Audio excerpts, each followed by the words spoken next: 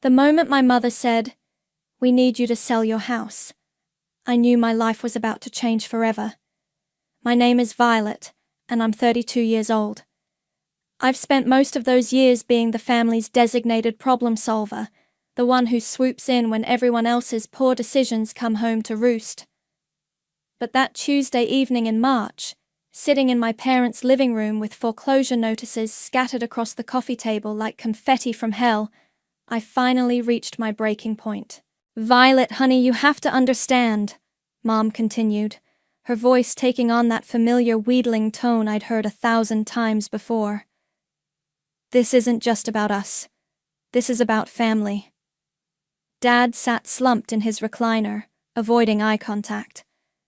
My younger brother Everett perched on the edge of the couch, looking like he'd rather be anywhere else. Which was rich, considering this whole mess was his fault. "Let me get this straight," I said, my voice surprisingly steady. "You want me to sell the house I've spent 5 years renovating, the house I bought with my own money, to bail you out of a foreclosure that happened because you invested your retirement savings in Everett's cryptocurrency startup?" "It wasn't just cryptocurrency," Everett mumbled. "It was a whole fintech platform." "That lost every penny," I cut him off. "Every single penny." Mom's face crumpled in that practiced way that used to make me cave immediately. "Violet, we raised you. We sacrificed for you. Don't you think you owe us something?" The laugh that escaped me was harsh and bitter. "Sacrificed for me? Mom, you made me get a job at 14 to pay for my own school clothes while Everett got designer everything. You used my college fund to pay for his car. When I graduated valedictorian, you threw him a bigger party for making JV basketball. That's not—" "It is." I stood up, my hands shaking. "And now you want my house. The one thing I've built for myself. The one place that's actually mine." Dad finally looked up. "You're being selfish, Violet. We're family. Family helps family. Where was family when I was working 2 jobs to put myself through college? Where was family when I had pneumonia and called for help? But you were too busy driving Everett to his friend's lake house." "You've always been so independent," Mom said, like it was an accusation. "You never needed us like Everett does." "I never needed you because you taught me I couldn't count on you." The room went dead silent. Everett was staring at his phone. Dad had gone back to avoiding my eyes. Mom's mouth was opening and closing like a fish. "Here's what's going to happen," I said, grabbing my purse. "I'm going to leave. You're going to figure out your own mess. And I'm done being your emergency fund. If you walk out that door," Mom's voice turned ice cold, "don't expect to be welcome back." I paused at the threshold, my hand on the doorknob. For a split second, I felt that familiar tug of guilt, the ingrained need to smooth things over, to be the good daughter who fixes everything. Then I thought about my house, my beautiful, peaceful house with the garden I'd planted and the kitchen I'd tiled myself, the place where I could breathe. "Good," I said, and walked out. The next morning, I blocked all their numbers. Changed my locks, just in case. Told my boss I might need some time off if things got complicated. Then I sat in my kitchen, drinking coffee from my favorite mug, and waited for the guilt to hit. It never came. What came instead was something I hadn't felt in years. Relief. Pure, overwhelming relief. Like I'd been holding my breath for 3 decades and could finally exhale. But as I sat there in the quiet of my own space, one question kept nagging at me. I'd drawn a line in the sand, burned a bridge I'd been tiptoeing across my whole life. I was free. So why did I have this creeping feeling that they weren't done with me yet? 3 weeks after I walked out, my best friend Sawyer showed up at my door with Thai takeout and a bottle of wine. "You look like hell," she said, pushing past me into the kitchen. "Thanks. Really what I needed to hear today. When's the last time you showered?" She started unpacking containers of pad thai and green curry. And don't lie to me. I couldn't remember. The days had been blending together in a haze of work, Netflix, and avoiding my phone. Yesterday? Try again. Fine, 3 days. Maybe 4. Sawyer grabbed 2 plates from my cabinet. Okay, here's what's happening. We're eating, you're showering, and then we're talking about this guilt spiral you're in. I'm not in a guilt spiral. She gave me a look that could have melted steel. Violet, you haven't left this house except for work in 3 weeks. Caitlin tried to invite you to trivia night 5 times. You're screening calls from everyone, including me. I slumped into a chair. I just need some time to process. Process what? You did the right thing. Did I, though? The words tumbled out before I could stop them. They're my parents, Sawyer. What if they really do lose the house? What if— Stop. She sat down across from me, her expression serious. What did they do when you had that car accident 2 years ago and needed help with groceries? They were busy with Everett's graduation. What did they do when you got that promotion and wanted to celebrate? Mom said it was nice, but Everett had just gotten engaged. And what did they do when you called crying after your breakup with Marcus? I stared at my plate.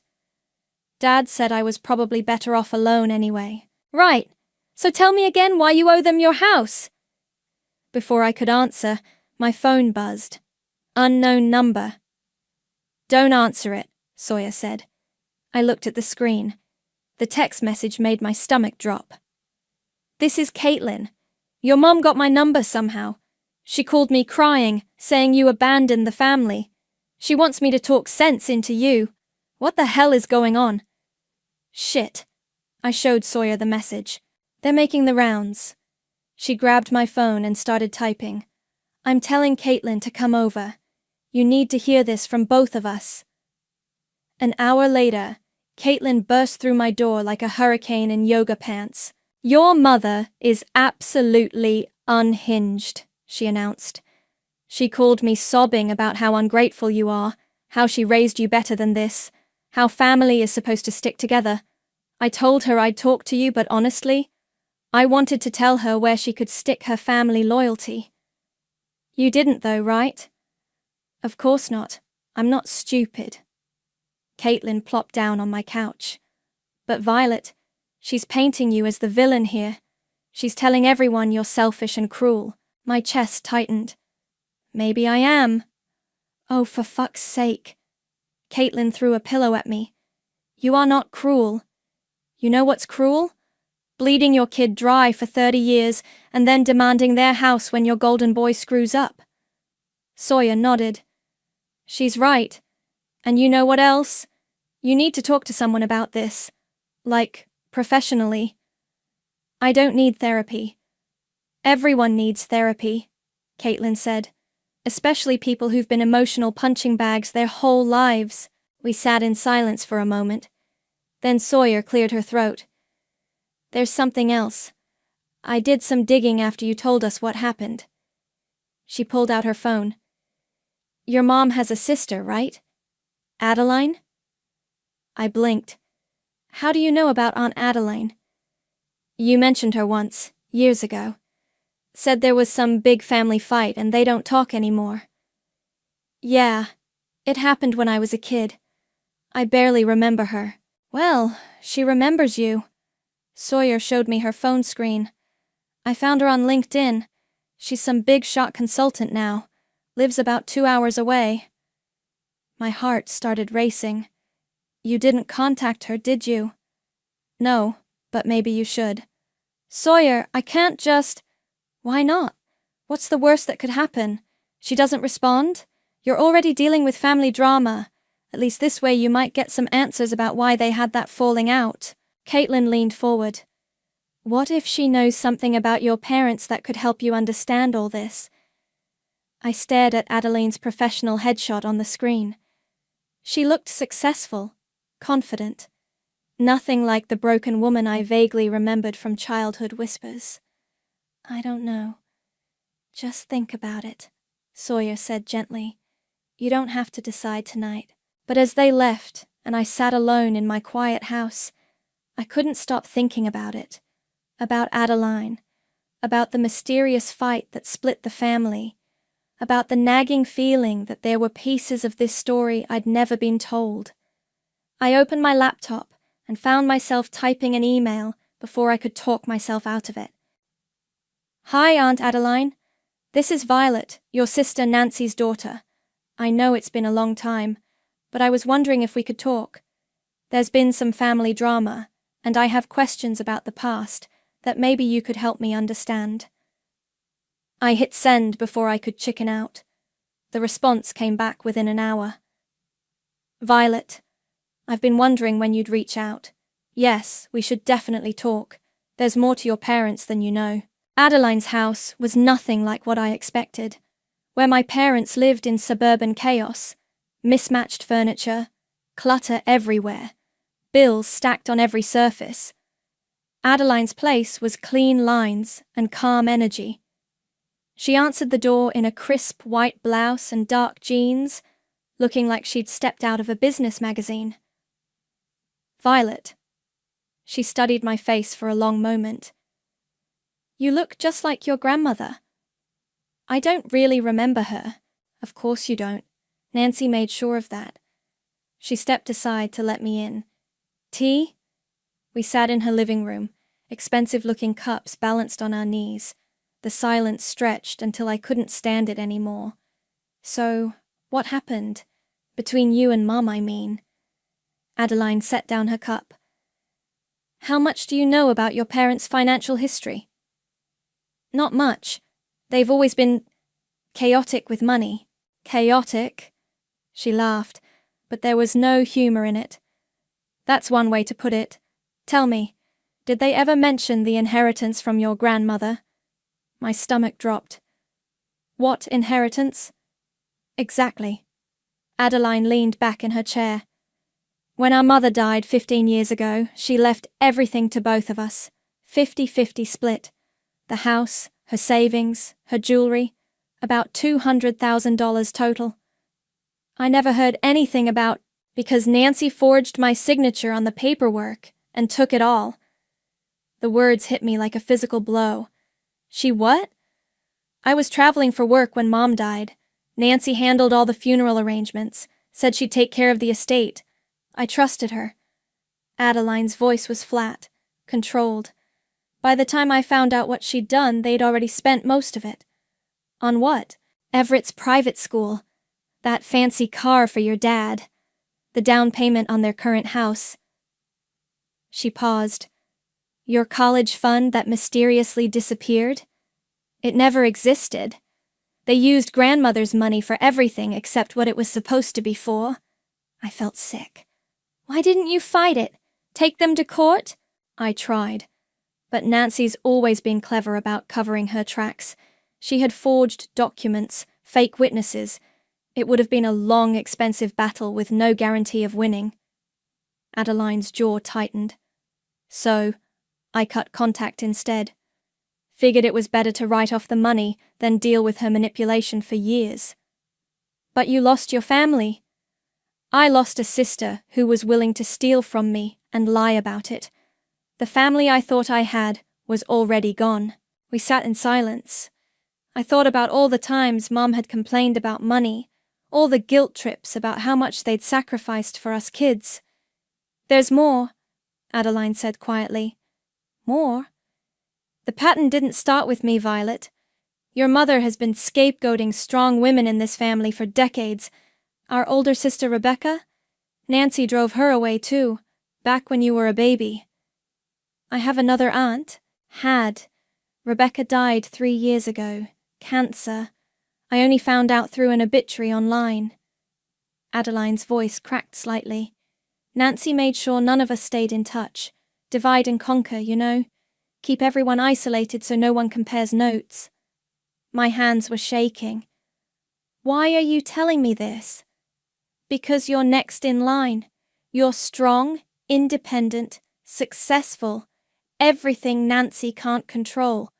So she'll destroy you if she can't use you. She already tried.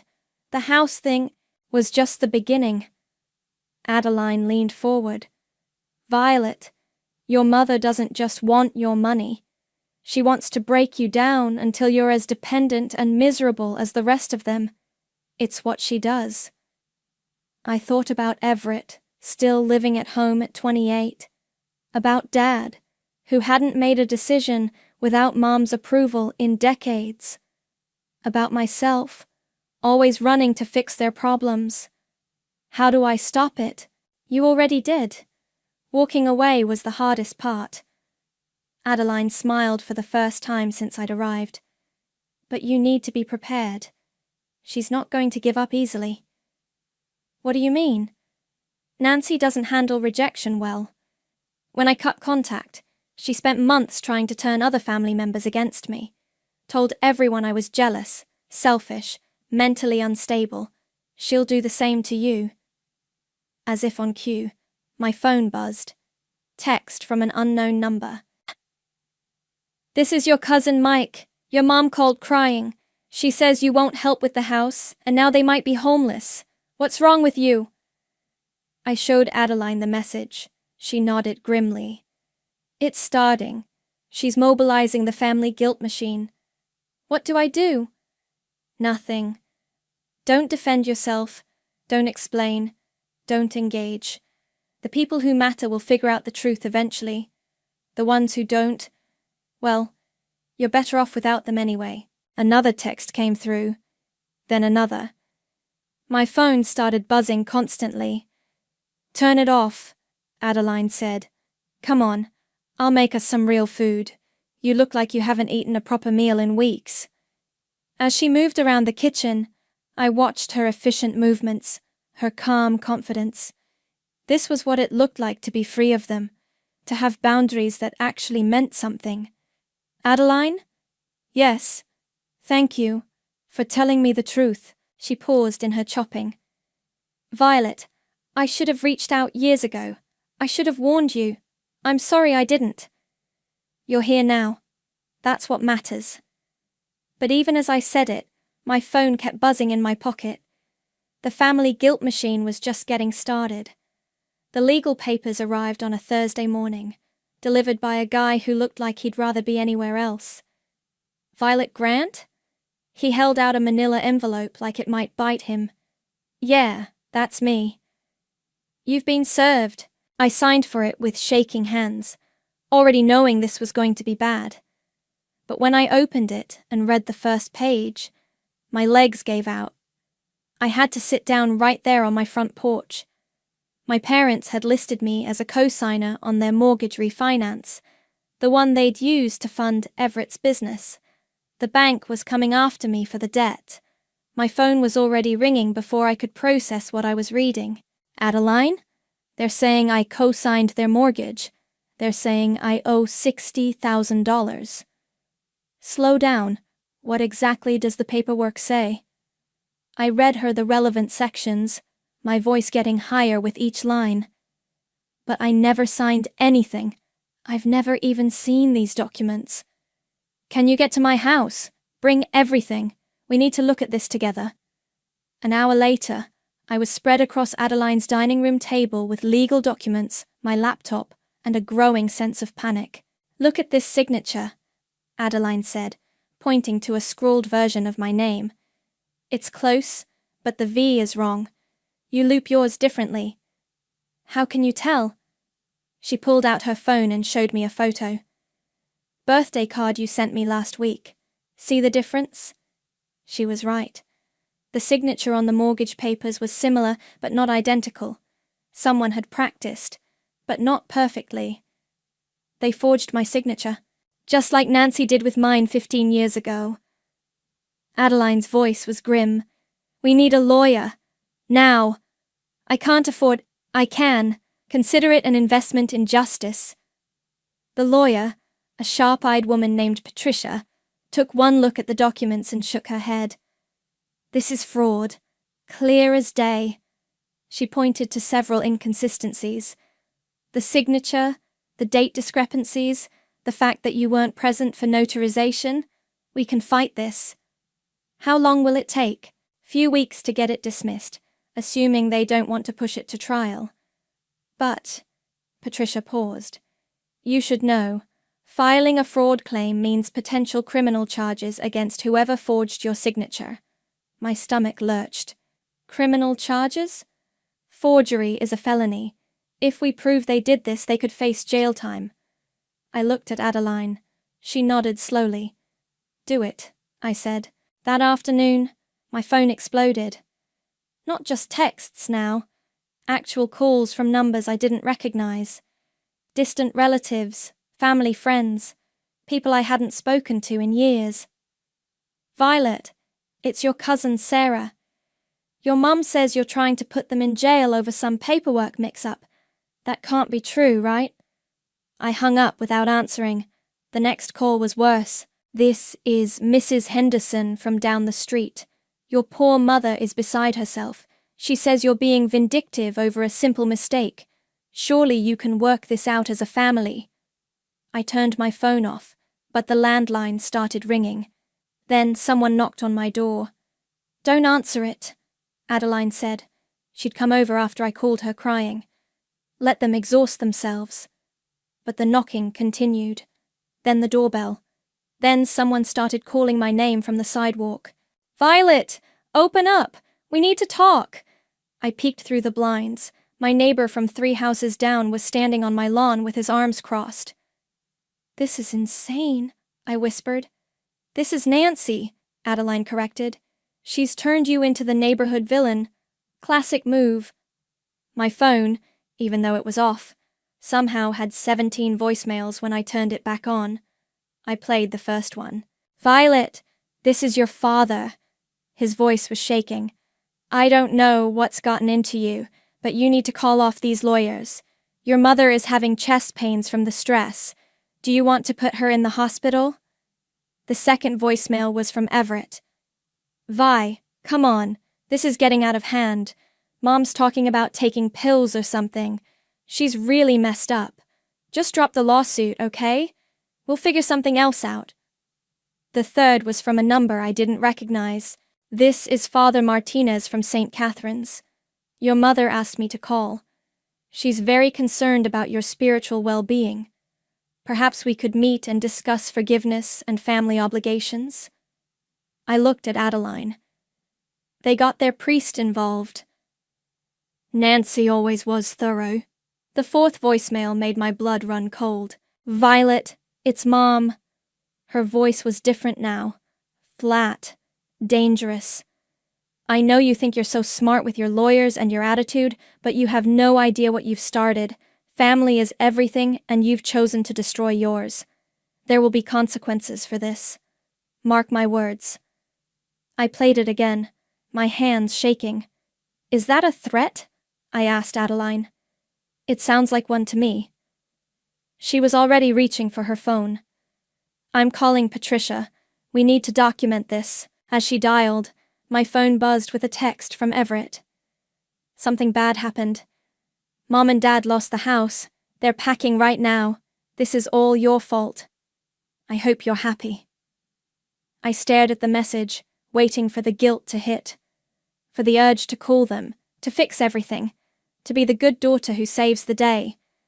But all I felt was a cold, hard certainty that this was just the beginning. 2 months after the legal papers, Adeline moved in with me. It's temporary, she said, carrying a suitcase up my front steps. Just until I figure out what to do about the cancer. I nearly dropped the box I was holding. What cancer? Breast cancer. Early stage, very treatable. But the treatment's going to knock me on my ass for a while. She set down her suitcase and looked at me. I was going to handle it alone, but then I thought, why? I have family now. Real family. Of course you're staying here, for as long as you need. Having Adeline in the house changed everything. She made coffee at 5 a.m. and read the news on her tablet. She organized my spice rack and fixed my leaky bathroom faucet. She listened when I came home from therapy sessions, raw and exhausted from digging through 30 years of family dysfunction. Tell me about the guilt, Dr. Martinez said during one session. Not the priest, My therapist happened to have the same last name, which felt like cosmic irony. It's getting better, but sometimes I wake up at 3 a.m. wondering if they're okay, if they have food, if they're safe. And what do you do with those thoughts?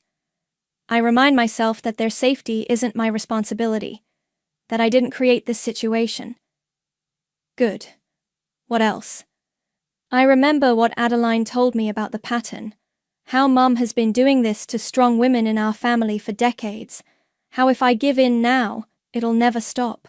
When I got home from that session, Adeline was in the kitchen making soup. How'd it go? Better. I'm starting to understand that saying no isn't cruel. It's necessary. Damn right it is. She ladled soup into bowls. You know what your problem was? You thought love meant sacrifice, but real love doesn't ask you to destroy yourself. That night, we sat on my back porch watching the sunset.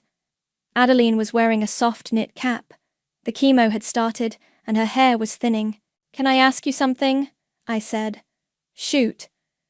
Do you ever regret cutting them off, even knowing what you know now? Adeline was quiet for a long moment. I regret not doing it sooner. I regret all the years I spent trying to fix things that were never my responsibility to fix. She looked at me. But cutting them off? Never. It saved my life. Even though you lost your whole family? Violet, I didn't lose my family. I found it. She gestured between us. This is family. Two people who choose to support each other, who don't keep score, who don't demand sacrifices. This is what family should be. The next morning, I found a note slipped under my front door. No signature, just block letters on plain paper. We need you. We're coming. I showed it to Adeline over breakfast. Well, she said, buttering her toast calmly. That's ominous. Should I call the police? And tell them what?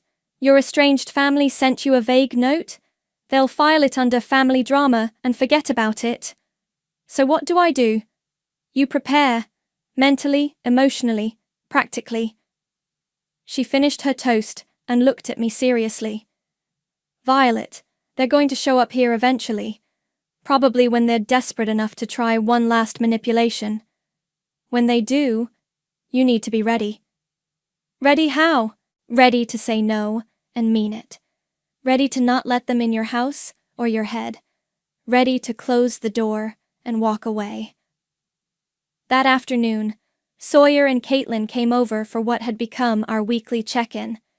They'd been incredible through all of this, showing up with groceries when I was too anxious to shop, sitting with me during chemo appointments with Adeline, running interference when random relatives tried to ambush me at work.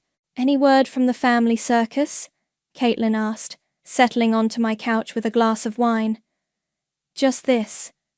I showed them the note.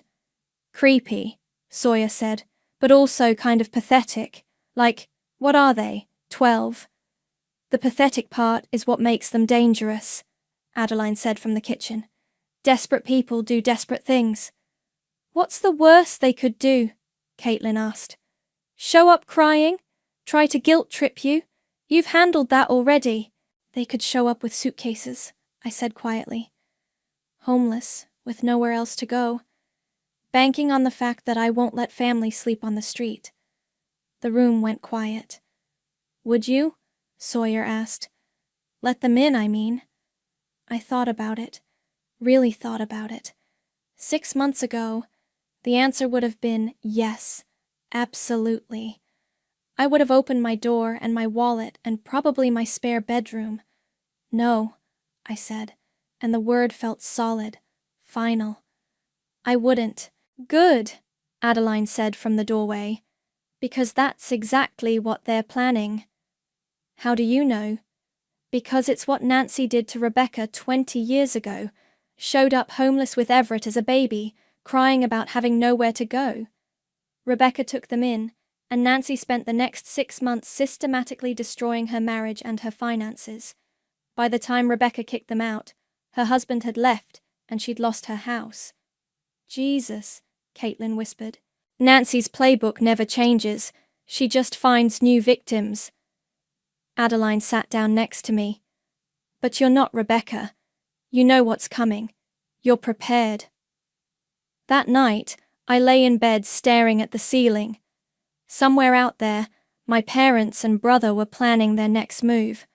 They thought they knew me, the dutiful daughter who always caved, who always fixed things, who always put family first. They were about to find out how wrong they were. The doorbell rang at 9:47 p.m. on a Tuesday night in October. I was in my pajamas, curled up on the couch with Adeline watching some cooking show. She'd finished her last round of chemo the week before and was finally starting to look like herself again. Colour in her cheeks, spark back in her eyes. The bell rang again, then again. Then someone started pounding on the door. "Violet! We know you're in there! Open up!" My blood turned to ice.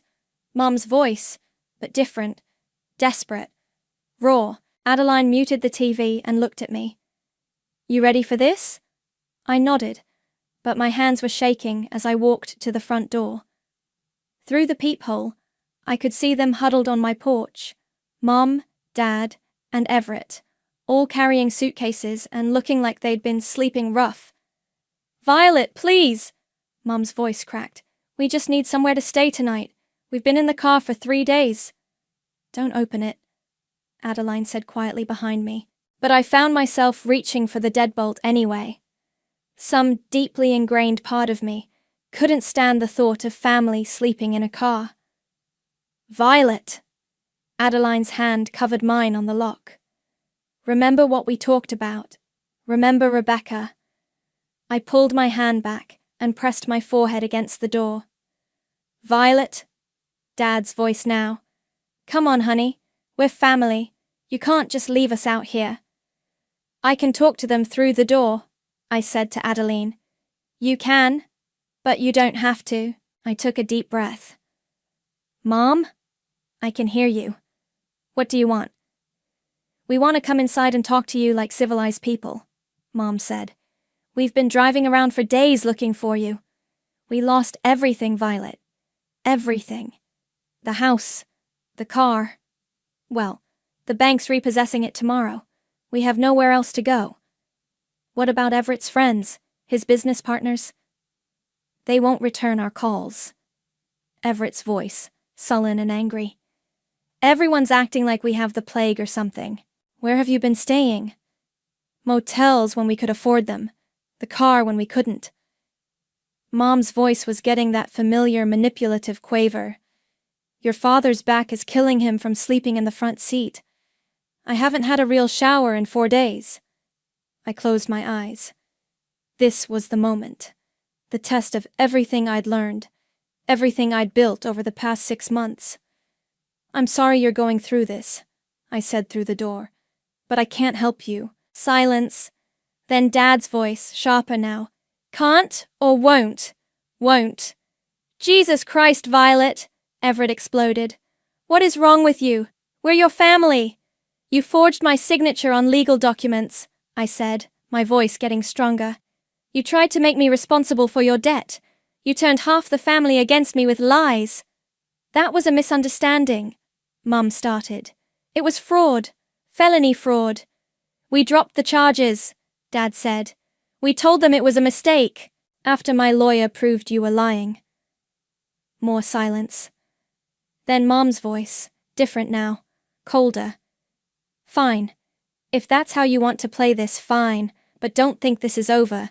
You can't hide behind that door forever." "I'm not hiding. I'm setting boundaries." "Boundaries?" Mom laughed, but there was no humor in it. "Is that what your therapist taught you? To abandon your family when they need you most?" "My therapist taught me that love doesn't require self-destruction." "Oh, spare me the psychology bullshit. You know what I think? I think you're enjoying this. I think you like seeing us suffer." Something shifted inside me. The last piece of guilt, the final thread of obligation, just snapped. "You know what, Mom? Maybe I am enjoying it a little. Maybe after 30 years of being your emotional punching bag and emergency ATM, It feels good to watch you face consequences for once.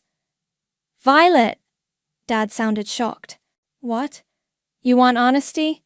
Here's honesty. You destroyed your own lives with your greed and your favoritism and your complete inability to take responsibility for anything.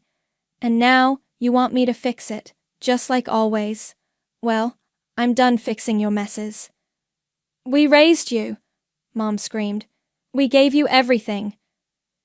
You gave me trauma and debt and a lifetime of feeling like I was never good enough. I was shouting now, months of suppressed anger pouring out. Behind me, I felt Adeline's hand on my shoulder, steadying me. You want to know what you gave me? I continued. You gave me the knowledge that family will use you up and throw you away the second you stop being useful. You gave me trust issues and anxiety and the inability to believe I deserve love without paying for it. Violet, please. Mom's voice was smaller now. We're sorry. We'll do better. Just let us in. No. What? I said no. You're not coming in. You're not staying here. You're not my problem anymore. I heard whispering on the other side of the door. Then Everett's voice, louder. Fine, but when you're old and alone and need help, don't come crying to us. I won't, I said. I promise you, I won't. More whispering. Then footsteps moving away from the door. I stayed pressed against it, listening, until I heard car doors slam and an engine start. Only then did I turn around. Adeline was standing behind me, arms crossed, smiling. How do you feel? She asked. I thought about it. Free. Good, because look who was watching from the kitchen window. She stepped aside, and I saw them both, Sawyer and Caitlin, grinning at me from the doorway. We came over to check on you, Sawyer said. Heard the shouting from the driveway. That, Caitlin said, was fucking beautiful. But even as we hugged and laughed and celebrated, I couldn't shake the feeling that this wasn't over. The look on Mum's face through the peephole, the tone in her voice at the end. This felt like a retreat, not a surrender. They'd be back. They came back 3 days later, this time at 6 a.m., when they knew I'd be getting ready for work. The pounding on the door was violent, desperate. I was in the kitchen making coffee when it started, and I nearly dropped the pot. Violet, open this door right now! Mom's voice, but worse than before, ragged, unhinged. Adeline appeared in the doorway, pulling on her robe. Same plan as before? I nodded, but my heart was hammering. Something felt different this time, more dangerous. We know you're in there. Dad's voice joined Mom's. Your car's in the driveway. We're not leaving until you talk to us, Everett added. I walked to the front door, but didn't look through the peephole. I didn't want to see their faces. You need to leave, I called out. I told you Tuesday night. Tuesday night you were being dramatic. Mom cut me off. We've had time to think about this rationally. We have a proposition. I'm not interested in any propositions. Just hear us out, Dad said. 5 minutes. That's all we're asking. No. The pounding started again, harder this time. My front door was solid wood, but it was shaking in the frame. Open this door, Violet, Mom screamed. We are your parents. You owe us basic respect. I don't owe you anything. The hell you don't.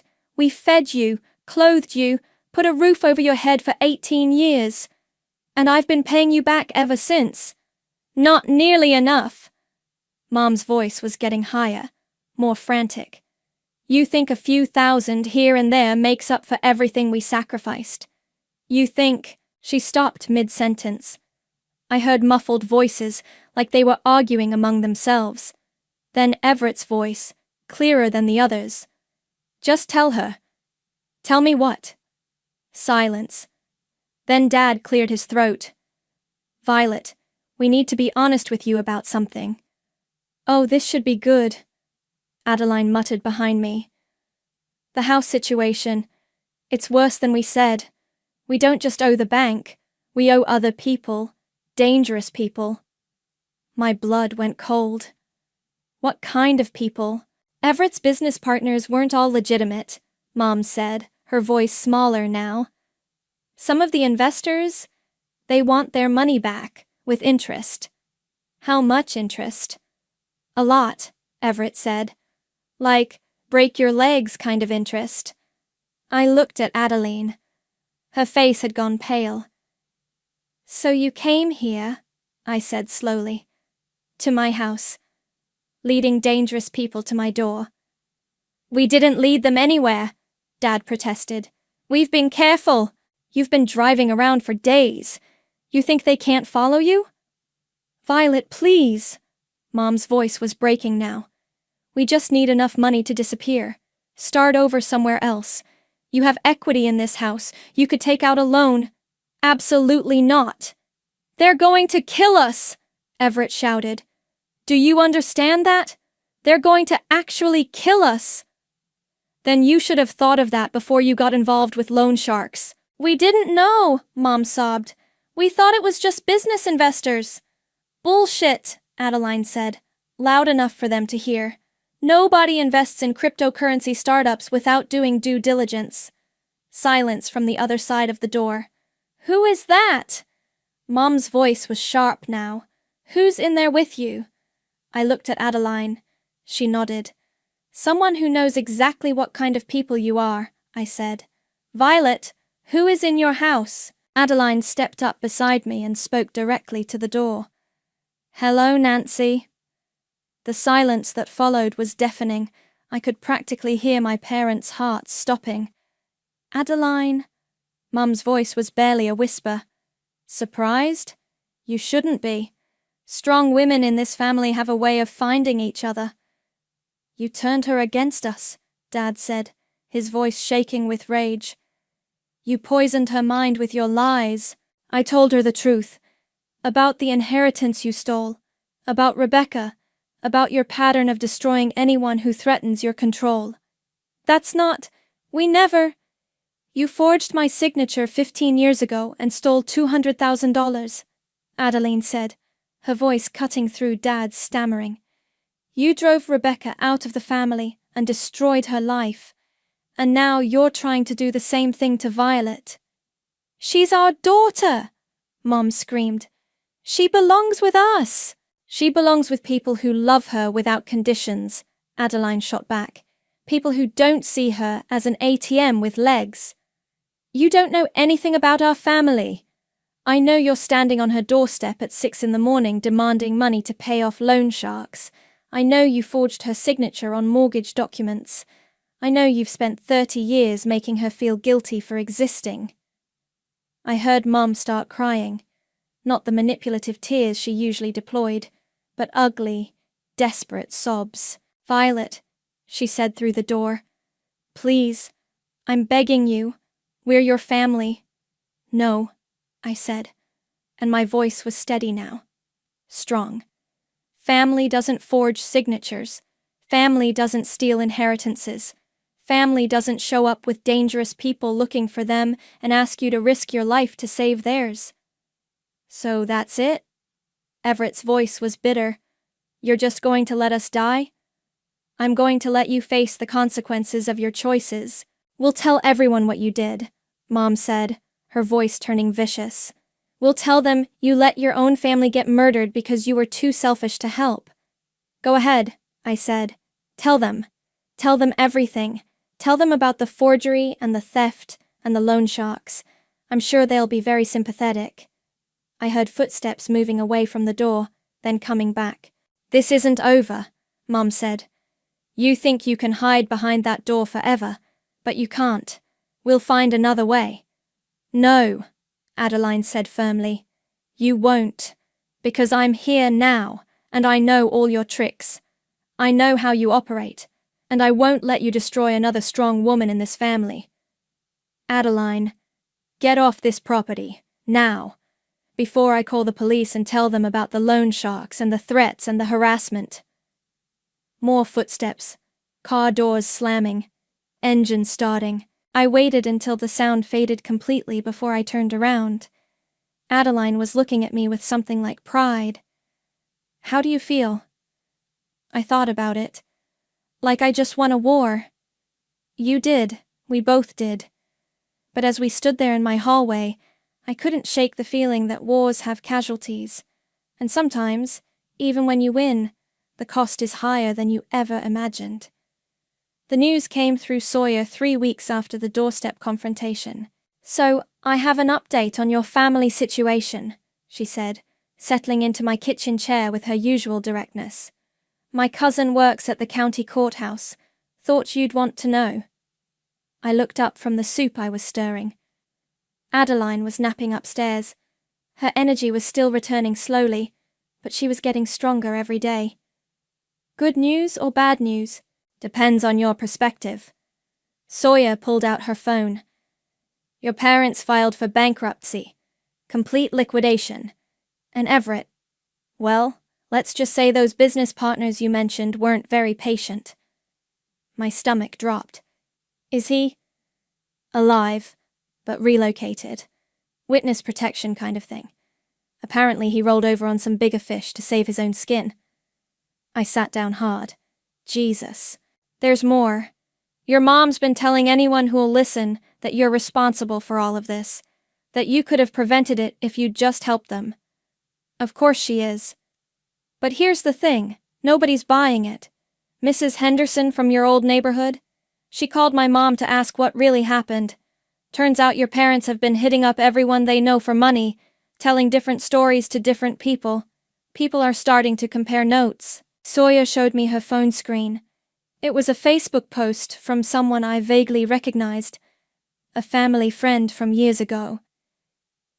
Just found out the Grants have been telling people their daughter abandoned them, but also that she's mentally ill, but also that she stole money from them, but also that she's controlled by an evil relative.